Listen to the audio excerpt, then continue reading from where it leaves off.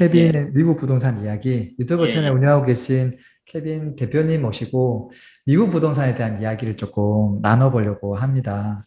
사실 저도 유튜브 채널 애청자 중에 한 명이거든요.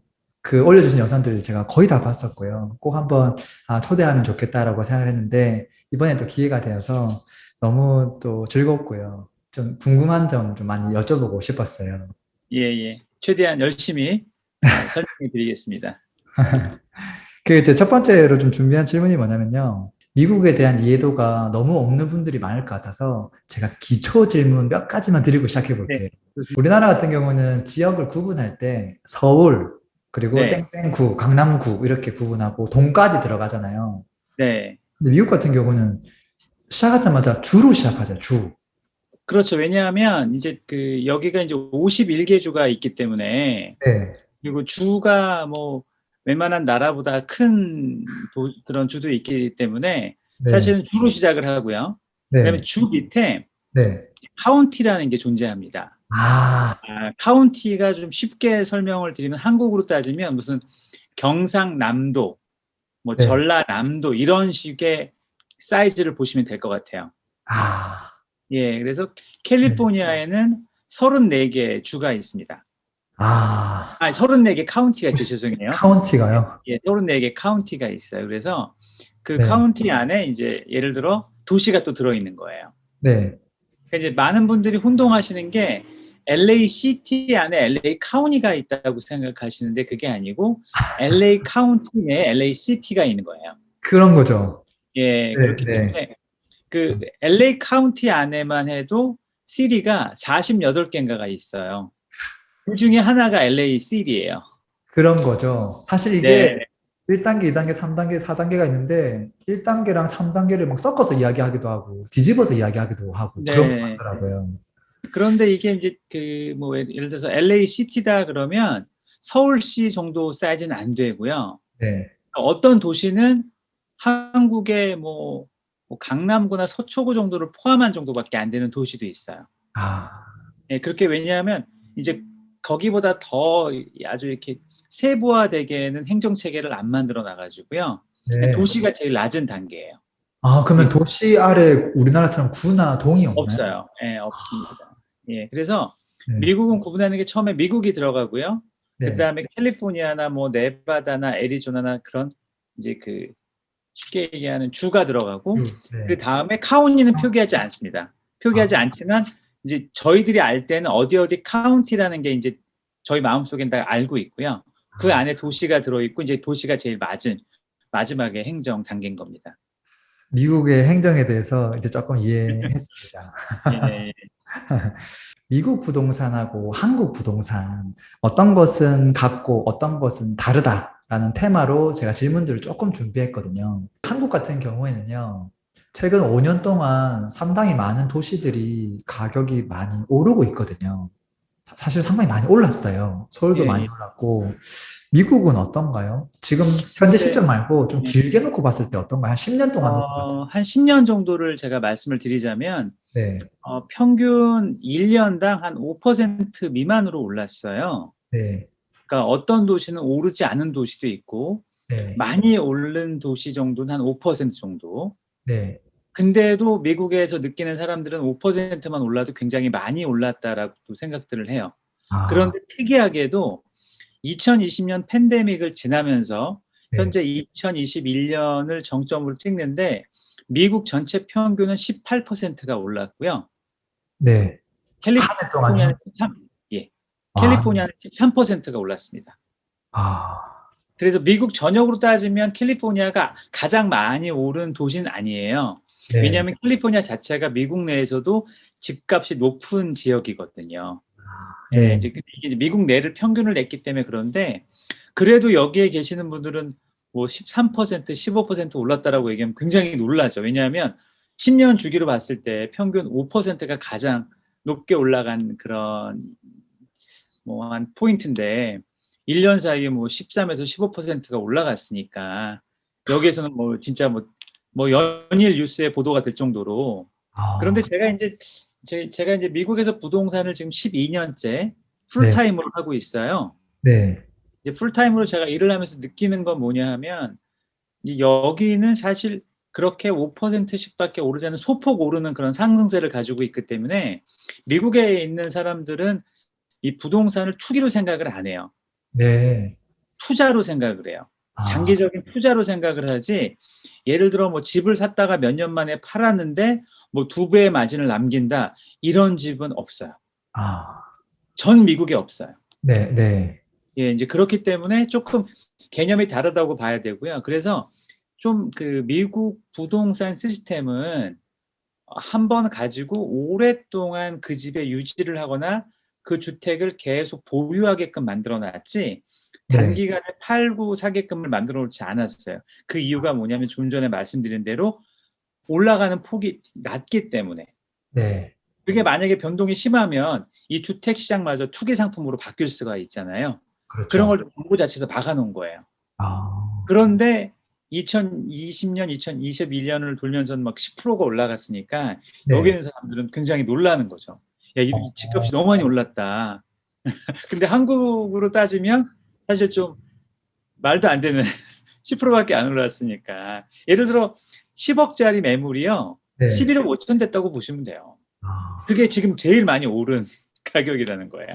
미국은 어떻게 이렇게 집값을 잘 통제할까요? 이 미국 내 자체, 여기 그 처음부터 미국 부동산을 개발하고 또 지금까지 유지를 하면서 부동산 상품 자체가 투기성으로 만들질 않았어요. 아, 규제도 많이 있고, 또 두 네, 번째는 이런 뭐 예를 들어서 집값이 많이 올라가는 폭 자체도 어떻게 보면 정부나 이 그 우리 주에서, 뭐 캘리포니아 주에서 통제를 잘 하고 있기 때문에 이제 올라가게 되면 또 반대로 그들이 얘기하는 가이드라인을 주고 해서 네, 조금 뭐라고 하나, 이 갑자기 한국말로 얘기하면 널뛰기 같은 걸 못하게 이제 좀 음, 만들어 놓은 거죠. 그리고 이 한국에 있는 부동산은 단기 투자가 가능한 반면에 네, 미국 부동산은 단기 투자라고 생각하시는 분들이 거의 없어요.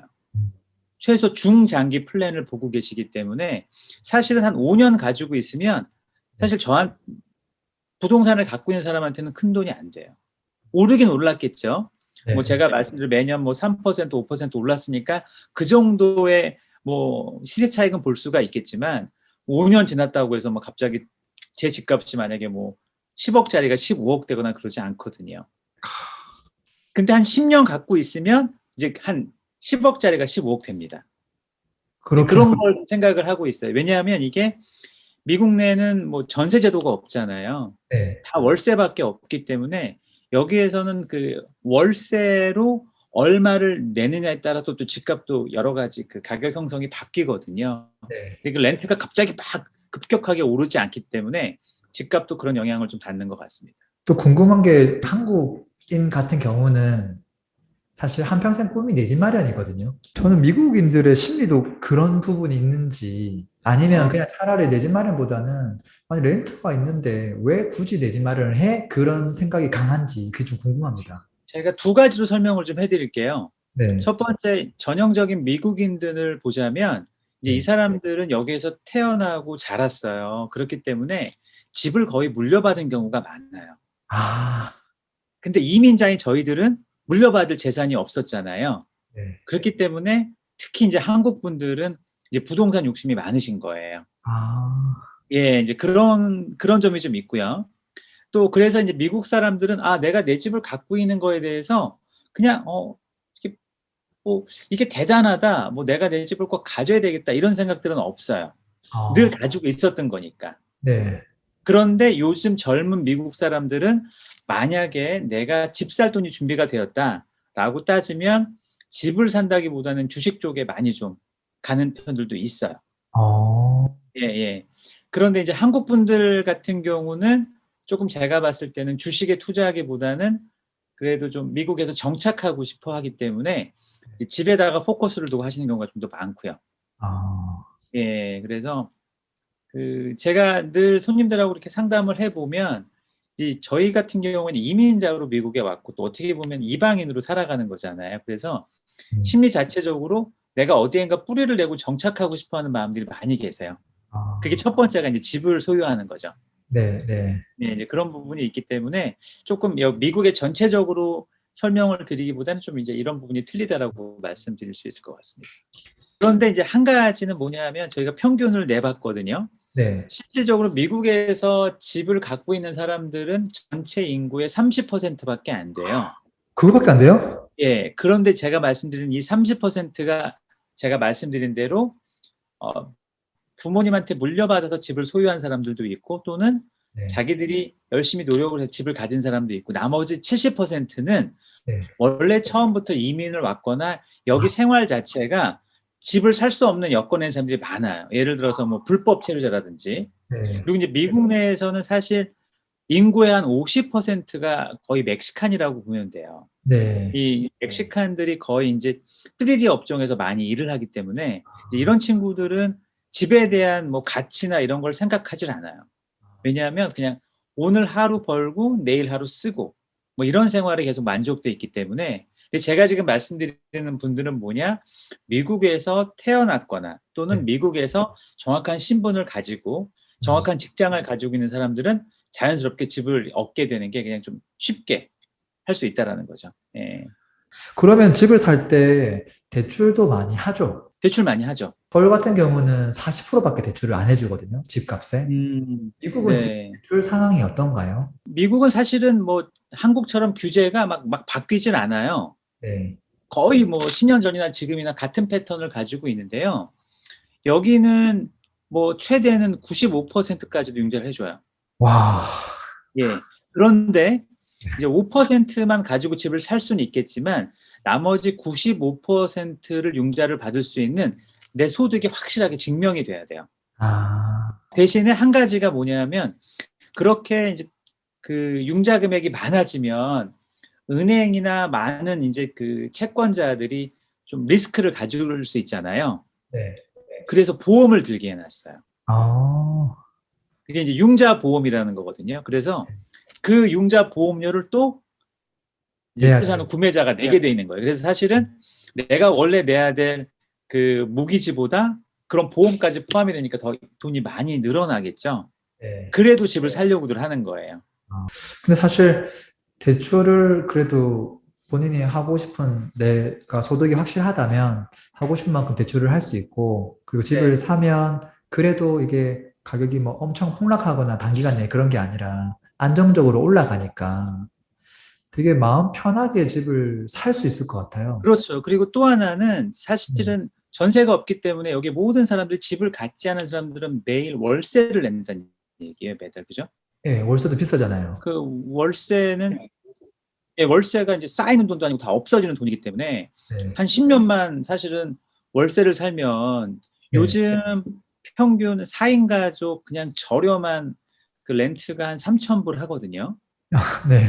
네. 방 3 개짜리 뭐 화장실 2개 네. 있고 네. 한국으로 따지면 뭐 한 사이즈가 한 25평 정도 되는 거. 네. 뭐 그 정도가 한 3,000불 되면 1 년이면 36,000 불이고요. 네. 10 년이면 360,000 불이잖아요. 네. 그럼 이 10 년이면 거의 4억 가까이 있는 돈을 내가 인제 사실은 그냥 없애는 월세를. 거거든요. 네. 그래서 사실 미국 같은 경우는 저는 특별히 계속 강조하는 게 뭐냐, 능력이 되거나 준비를 빨리 해서 집을 구입하시는 게 가장 돈을 모으시는 지름길이다. 그리고 이 미국은 이 집이 안전자산 중에 하나거든요. 네. 사실 주식 같은 경우에는 안전자산으로 볼 수는 없잖아요. 그렇죠. 근데 미국에 있는 주택은 정확하게 안전자산입니다. 아. 네, 그렇기 때문에 그런 안전자산에 빨리 투자를 해서 안정을 시고 다음부터 뭐 예를 들어 그다음부터 주식을 하든 뭐 예를 들어 그 두 번째 집을 사든 뭐 네. 이거는 이제 본인의 재량인 거죠. 아. 예. 근데 이제 요즘 좀 젊은 친구들이 사실 이제 그 시드 머니가 없다 보니까 뭐 사실 주식은 뭐 1 0 0 원만 가지고도 할 수 있잖아요. 근데 미국의 집은 아까도 말씀드렸지만 최소 5%라고 말씀드렸듯이 만약에 여기 미국 집값 평균이 한 거래되는 게 70만 불이 평균이거든요. 한 7억 정도. 네. 7억 이면 5%면 한 뭐 3,500만 원 정도 되지 않겠습니까? 그죠? 네. 그 돈이 없어서 집을 못 사는 사람들도 많아요. 벌고 쓰게끔 만들어 놨기 때문에 그냥 꽤 돈을 벌어도 매달 나가는 지출이 꽤 많은 거예요. 그래서 그렇겠네요. 월세도 그런 내고. 상황이라 예, 이 젊은 친구들이 사실은 시드머니 모으기가 쉽지가 않고 또 이 시스템 자체가 그렇게 되어져 있기 때문에 좀 뭐 사회를 막 갓 출발하는 젊은 친구들은 정말 뭐 부모님의 도움이나 자기가 미리 정확하게 좀 계획을 하지 않는 한 좀 네. 사기가 쉽지 않죠. 예. 아, 근데 그래서 젊은 분들이 시드머니가 부족한 건 우리나라나 미국이나 그건 똑같네요. 네, 한국에서는 사실 세금에 대해서 너무 큰 걱정을 하고 있거든요. 사기 전부터 취득세 걱정, 또 보유하는 기간 동안 또 재산세 걱정, 뭐 많이 오르지도 않았는데 뭐 팔기도 전부터 양도세가 많이 발생하면 네네. 어떨까 그런 걱정을 많이 하는 것 같아요. 미국의 취득세, 재산세, 양도세에 대해서 너무 깊게는 말고 좀 네. 간략하게 좀 설명해 줄 수 있을까요? 예, 첫 번째 미국에서 취득세는 없습니다. 제로예요? 예. 그 취득세가 없고요. 네, 그 집을 사고 팔 때 네, 등기에 등록을 하거나 그다음에 이제 그 등기에 등록을 하거나 또는 이 뭐야 그 부동산 서류나 그다음에 집문서 같은 거를 이동시켜 줄 때 네. 서비스를 대행해 주는 업체가 있어요. 아, 그 네네. 업체에 주는 돈만 있고요. 네. 취득세는 없는 거. 그래서 아, 이제 어떤 사람들은 그걸 취득세라고 얘기하는데 네. 만약에 그런 세금을 정말 뭐 계산적으로 얘기를 한다면 집값의 한 뭐 0.5%밖에 안 돼요. 아, 예, 이제 뭐 그 정도 처음에 이제 집을 살 때 비용을 내게 되고요. 네, 그다음에 이제 보유세 같은 경우는 네, 산 가격이 만약에 10억이다. 네, 그러면 산 가격에서 매년 2%씩밖에 안 올라요. 네. 이게 정해져 있어요. 아, 그러니까 만약에 내가 산 집값이 10억인데 네, 그 다음에 11억이 됐어요. 10%가 올라서 그러면 11억에 대한 세금을 내는 것이 아니고요. 네. 10억에 대한 세금에 다음에는 거기에 2%만 올라간 세금을 내게 돼 있어요. 그러면 저렴할 때 최대한 빨리 사서 오랫동안 계속 보유하는 게 유리한 거겠네요. 예, 그래서 심지어는요, 30년 전에 집을 사고 아직도 안 파신 분들이 있어요. 그때 가격이 10만 불이었어요. 네, 지금은 당연히 100만 불이 넘었겠죠. 근데 네. 세금은 10만 불에서 많이 안 올라가서 한 20만 불밖에 세금을 내지 않아요. 야, 이거 너무, 그런데 뭐냐? 너무 합리적인데요? 근데 문제는 뭐냐면 이거를 팔았을 경우 네. 이제 그 올라간 금액에 대한 세금을 한꺼번에 내야죠. 아, 예, 그런 게 있기 때문에 그래도 보유세 부담은 확실히 적겠네요. 예, 그래서 조금 제가 요즘에 한참 저도 이제 한국 부동산 뉴스를 이제 관심 있게 보거든요. 네. 근데 정책적으로 미국이 좀 이건 되게 합리적으로 잘 만들어 놨다 생각이 들어요. 아, 예. 그래서 사실 뭐 한국의 어떤 조세 정책에 대해서 미국하고 비교를 할 때가 많은데, 미국 현실이 과연 어떤 건지 조금 정확하게 안내를 안 해주는 경우도 많더라고요. 예를 들어서 우리나라는 이렇게 얘기를 저는 뉴스에서 많이 봤거든요. 저희는 살 때 취득세가 미국보다 굉장히 높다. 근데 재산세는 우리나라가 미국보다 너무 낮다. 맞죠. 그렇게 얘기 많이 하잖아요. 예. 근데 지금 미국의 재산세는 1.2% 정도 돼요. 1.2%? 예. 그러니까 그 1.2에서 한 1.4까지 변동이 있긴 한데 이게 도시마다 약 틀려요, 도시마다. 네, 예, 네. 그래서 한 1.2로 간주를 하면 매년 내가 집을 10억짜리를 갖고 있다 그러면 1,200만 원을 이제 세금으로 내야 되는 거예요. 아, 근데 그 그러니까 가격을 어떻게 측정하는 거예요? 그 집값에 즉, 처음 집을 살 때 가격, 아, 구입 가격 있지 않습니까? 네. 구입 가격이 내가 세금을 내는 그 가격이에요. 그래서 구입 가격의 1.2%를 음, 이제 매년 내게 되는 거고요. 이제 그 다음에는 이제 고 아까 말씀드린 2%가 상향된 금액에 또 1.1을 내게 되는 거니까 사실 뭐 폭이 많지는 않죠. 예, 네. 운 좋게 뭐 10년 사이에 뭐 진짜 뭐, 몇 억이 올랐어도 실질적으로 내는 세금은 굉장히 그 산 가격에서 별 차이가 없습니다. 예. 그러면 양도세는 어떤가요? 양도세는 1,000만 불까지 안 네. 받아요. 그게 오른 금액을 말씀하시는 거예요? 그렇죠. 오른 금액이. 아, 예, 예. 3만 원, 그래서 그러면 우리나라 돈으로 그러니까 얼마죠? 제3자한테 양도하는 건 안 되고요. 네, 예를 들어서 내 자식한테 준다라든지 이제 네, 이럴 경우에 1,000만 불까지 네. 세금이 없어요. 그럼 이게 이제 제3자에게 사실은 양도를 하면 어떻게 되나요? 그 이익금에 대해서 네, 약 10의 18%에서 30%까지 네. 세금을 내게 돼 있습니다. 아, 최대 30% 정도인가요? 예, 가족 간에는 문제가 없고요. 아, 그러니까 부모님이 자식한테 물려준다라든지 네. 제가 제 배우자한테 물려준다라든지 이거는 1,000만 불까지 세금 유예가 야, 예, 그렇기 그래서 많이 때문에 물려주겠네요. 예, 그렇죠. 많이 물려주죠. 너무 합리적이다. 그러니까 여기는 좀 그런 시스템이 되게 잘 돼 있어요. 그런데 이제 이번에 네. 사실은 이제 트럼프 정부 때 이게 1,000만 불까지 올라갔어요. 아, 네. 네, 올라갔는데 이제 바이든 정부가 들어서면서 이제 바이든 정부에서는 이 금액을 좀 낮추려고 좀 굉장히 시도를 하고 있어요. 근데 지금 반발이 굉장히 많거든요. 기득 네. 세력들이 많이 있기 때문에 그래서 뭐 네. 한간에는 이 네. 금액을 100만 불 수준까지 내리겠다. 아, 10억까지 내리겠다. 그러면 이제 그때부터는 낼 사람이 엄청 많아지거든요. 근데 아마 제가 보기에는 뭐 네. 바이든 정부의 희망사항이지 그게 아. 쉽사리 그렇게 되지는 않을 것 같아요. 한국에서는 신축 아파트를 엄청 선호하거든요.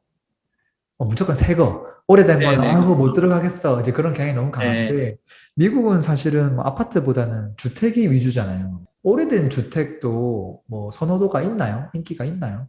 이 미국 자체 시스템이 감가상각에 적용되지 않는 주택이 많아요. 아, 그래서 연식이 오래됐다고 해서 그 집에 대한 가치가 떨어뜨려 놓고 그 환산을 하지 않거든요.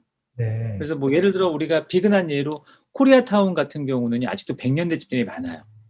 네. 그 100년 된 집도 그 가치를 그대로 인정을 받아요. 아, 예예. 그런데 또 혹시 얼바인이라고 들어보셨나요?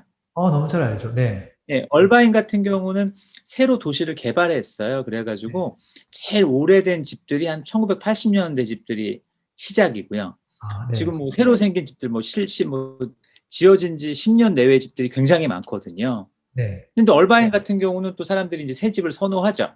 아, 네. 예 인제 그런 차이가 있을 뿐이지 뭐 '무조건 새 집을 선호한다.' 뭐 이렇진 않아요. 아, 이제 아, 그런데 이제 제가 손님들께 말씀을 해 드리는 건 뭐냐, 그래도 이왕이면 연식이 오래되면 그만큼 집을 오래 사용했고 앞으로 더 이 낡아지거나 뭐 고쳐야 될 게 많아질 수 있잖아요. 네. 그러니까 예를 들어 내가 그런 부분에 대한 걱정이 많다면 저는 이제 "지어진 지 얼마 안 새 집으로 가라." 이렇게 말씀을 제가 드리죠.